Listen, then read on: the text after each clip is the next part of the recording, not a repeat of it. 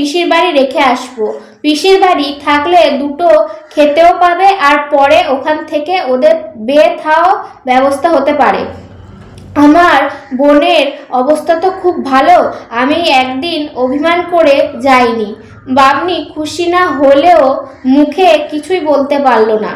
বামুন অমুনা যমুনাকে নিয়ে বাড়ি থেকে রওনা হলো।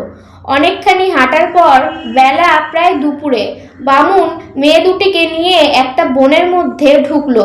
মেয়ে দুটি খিদের তৃষ্ণা খুবই কাতর হয়ে পড়েছিল, তারা আর বসে থাকতে পারলো না। একদিন বটগাছের ছায়ায় তাদের বাবার কোলে মাথা রেখে ঘুমিয়ে পড়লো।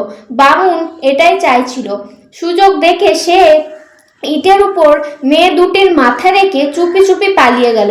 যাওয়ার সময় কয়েকটি শামুক ও গুগলি ভেঙে তাতে আলগা মাখিয়ে ছড়িয়ে রেখে গেল। মেয়ে দুটির ঘুম ভাঙতে দেখলো যে তাদের বাবা সেখানে নেই, আর চারিদিকে খানিক রক্ত ছড়িয়ে রয়েছে। অমুনা তখন যমুনাকে বলল, বাবাকে বোধহয় বাঘে খেয়েছে। যমুনা বলল, না না, আমার যে দুখানা পিঠে লুকিয়ে খেয়েছিলাম, তাই বাবা রাগ করে আমাদের পিসির বাড়ি রেখে আসার নাম করে বনে ফেলে চলে গেছে।